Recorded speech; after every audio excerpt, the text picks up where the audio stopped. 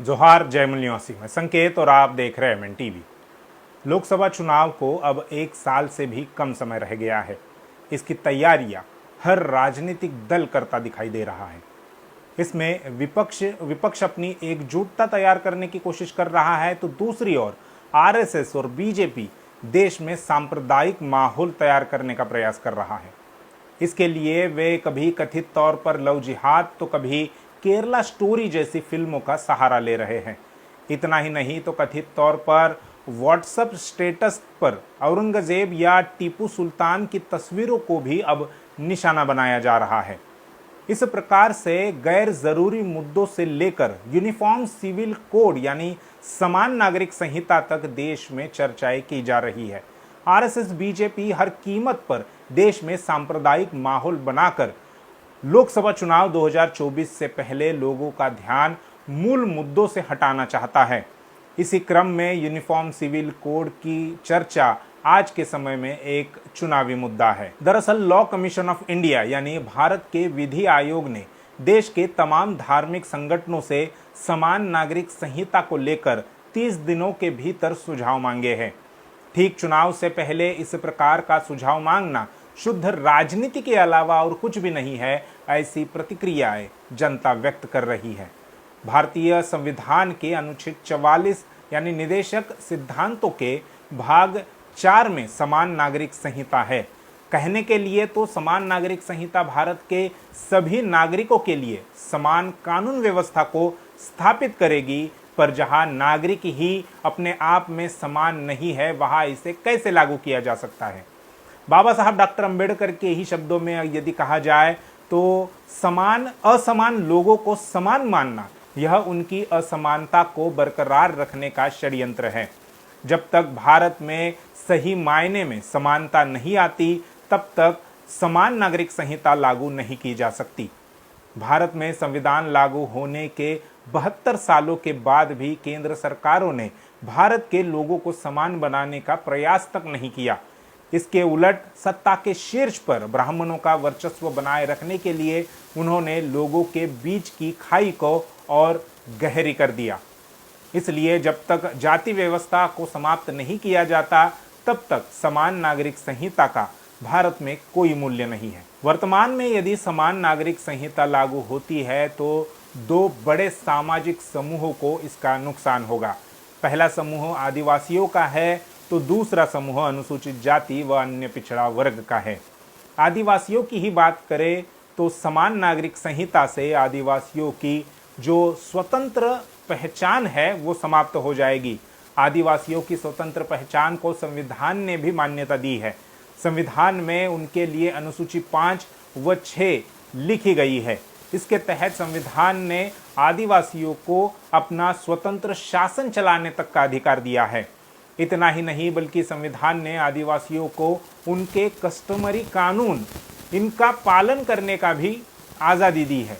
समान नागरिक संहिता से उनके कस्टमरी लॉ यानी कानून समाप्त हो जाएंगे और संविधान की 5वीं व 6ठी अनुसूची भी खत्म हो जाएगी। आज भी आदिवासी इलाकों में उनके कस्टमरी कानून लॉज चलते हैं। हर विवाद उसी से हल किया जाता है, फिर चाहे वह शादी, तलाक या जायदाद से जुड़े मामले हो आदि इत्यादि से आदिवासी अपने कानूनों के तहत ही निपटते हैं। दरअसल समान नागरिक संहिता से ब्राह्मणवादी ताकतें आदिवासियों के उन तमाम कस्टमरी कानून को ही समाप्त कर आदिवासियों को हिंदू बनाना चाहते हैं। कई हाईकोर्टों और यहाँ तक कि सुप्रीम कोर्ट भी ये कह चुका है कि आदिवासी हिंदू नहीं है और उन पर किसी भी प्रकार के कथित हिंदू रीति रिवाज या कानून लागू नहीं होंगे। आरएसएस बीजेपी जोर जबरदस्ती से आदिवासियों को हिंदू बनाना चाहता है। यदि आदिवासियों की स्वतंत्र पहचान व उनके कस्टमरी कानून खत्म हो गए तो इसका सीधा असर उनके संवैधानिक अधिकारों पर होगा, जिसमें प्रतिनिधित्व या आरक्षण सबसे बड़ा अधिकार है। समान नागरिक संहिता से नुकसान होने वाला दूसरा वर्ग अनुसूचित जाति व अन्य पिछड़ा वर्ग का है। संविधान ने उन्हें भी अलग व स्वतंत्र पहचान दी है। उन्हें ब्राह्मण धर्म से अलग व स्वतंत्र रखा गया है।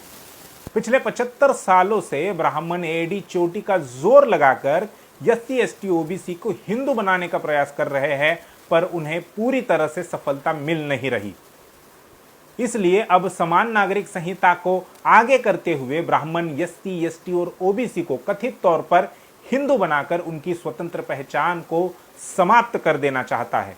जब हम ये कहते हैं कि RSS BJP SC ST OBC को हिंदू बनाना चाहते हैं, तब इसका यह अर्थ नहीं है कि वे उन्हें अपने बराबर बिठाना चाहते हैं, अपने बराबरी के अधिकार वे उन्हें देना चाहते हैं, बल्कि हिंदू का अर्थ गुलाम होता है। इसलिए जहां ब्राह्मणवादी ताकतें मूल निवासी बहुजनों यानी SC ST OBC को हिंदू बनाना चाहते हैं, तो वह उन्हें उनका गुलाम बनाना चाहते हैं। ब्राह्मण प्रचार करके SC ST OBC को हिंदू नहीं बना सकते, और यह बात ब्राह्मण भी अच्छी तरह से जानते हैं। इसलिए वह ऐसा माहौल बनाते हैं देश भर में जिससे मुस्लिम हो या क्रिश्चियन हो वे प्रतिक्रिया करें, उस प्रतिक्रिया के चलते SC ST OBC को हिंदू बनाया जा सके। RSS संचालित केंद्र की भाजपा सरकार SC ST OBC के अधिकारों के इतने घोर विरोधी है, इतने ज्यादा विरोधी है कि उन्होंने अपने 9 साल के कार्यकाल में इन 3 शब्दों का उच्चारण तक नहीं किया। लोकतंत्र में किसी को अधिकार देने से पहले उस पर चर्चाएं चलाई जाती है। यहाँ तो RSS ने SC ST OBC का नाम तक नहीं लिया, उन्हें अधिकार देने की बात तो बहुत दूर है। यानी वे SC ST OBC के किसी भी मुद्दे पर चर्चा नहीं करना चाहते। वे चर्चा करते हैं तो कथित तौर पर हिंदू और मुसलमान की। इससे मूल निवासी बहुजनों का हिंदू के नाम पर केवल मात्र इस्तेमाल होता है। समान नागरिक संहिता से अनुसूचित जाति व अन्य पिछड़ा वर्ग को जो प्रतिनिधित्व यानी आरक्षण का जो अधिकार मिला हुआ है वह खत्म हो जाएगा, क्योंकि SC ST OBC के नाम पर मूल निवासी बहुजनों को अधिकार मिले हैं। यदि उनकी पहचान खत्म करने में ब्राह्मण कामयाब हो गए तो उनके संवैधानिक अधिकार भी पूरी तरह से खत्म हो जाएंगे। एक तरफ ब्राह्मणवादी ताकतें या ब्राह्मणवादी लोग निजीकरण के माध्यम से आरक्षण जैसे संवैधानिक अधिकार को समाप्त करना चाहते हैं, तो दूसरी ओर मूल निवासी बहुजनों की संवैधानिक पहचान मिटाकर उन्हें उन अधिकारों से वंचित रखना चाहते हैं। बाबा साहब डॉक्टर अंबेडकर एक जगह कहते हैं कि Hinduism is nothing but Brahmanism. इससे आगे जाकर बाबा साहब कहते हैं कि ब्राह्मणिज्म क्या है, इसका जवाब भी वे देते हैं। जवाब में वे कहते हैं कि न्याय, समानता, स्वतंत्रता व भाईचारे का अभाव ही ब्राह्मणवाद है, ब्राह्मणिज्म है। असमानता का निचोड़ ही ब्राह्मणवाद है। इसका अर्थ यह है कि ब्राह्मण लोग SC ST OBC के घरों में जाकर उन्हें हिंदू नहीं बना सकते, इसलिए वे देश में ऐसा काम करते हैं जिससे मुस्लिम प्रतिक्रिया करे और उस प्रतिक्रिया में SC ST OBC हिंदू बनकर ब्राह्मणों की राजनीति का शिकार बन जाए। समान नागरिक संहिता की चर्चा करने के पीछे ब्राह्मणों की यह रणनीति है। इसे सभी मूल निवासी बहुजनों ने समझना चाहिए और इससे सतर्क रहना चाहिए।